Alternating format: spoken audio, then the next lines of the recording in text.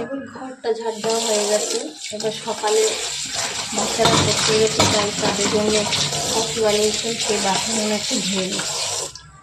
তো আমি রাত্রে বাসনটা রাখি না, ভালো লাগে না, সব কাজ রাত্রিবেলাই ধুয়ে রাখি।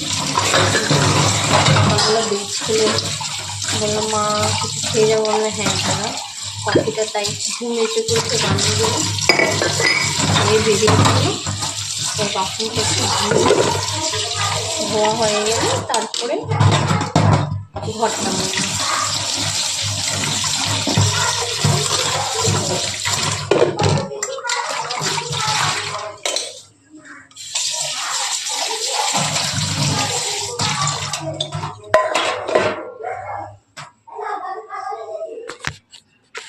দেখুন বেশি বাসন ছিল না, এই কফি জাস্ট ওরা খেয়েছে তাই এই কটাই বাসন ছিল। এবার ঘর মুছতে যাব।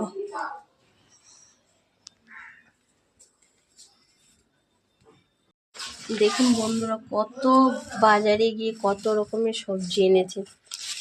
এটা হচ্ছে কুমড়ো, এই শীতকালে পালং শাক খেতে খুব ভালো লাগে।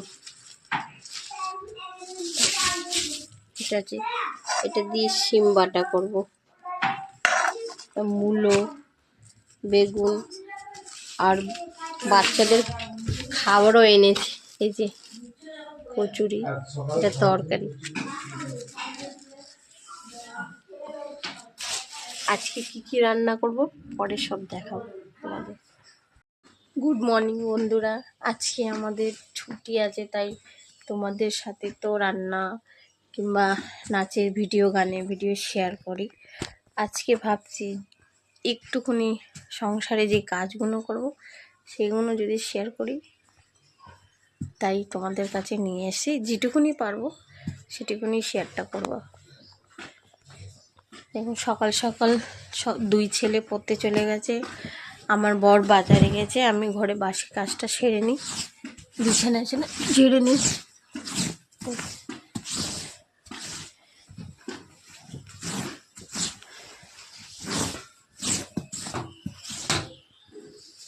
তারপর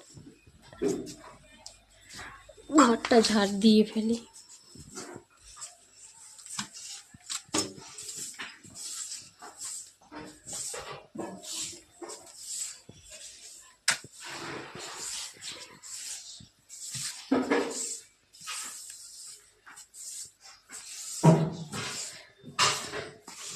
ঘরটা ঝাড় দিয়ে মুছে তারপরে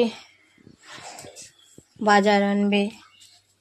এবার জানি না আজকে কি রান্না হবে, সে বাজার এনে তারপরে বাজার গুছাতে হবে। আজকে অনেক কাজ সারাদিন, মানে আর আমার একটু বেশি কাজ, যেহেতু একটু ঘরটা পরিষ্কার করব। ঘর রোজই পরিষ্কার থাকে, তাও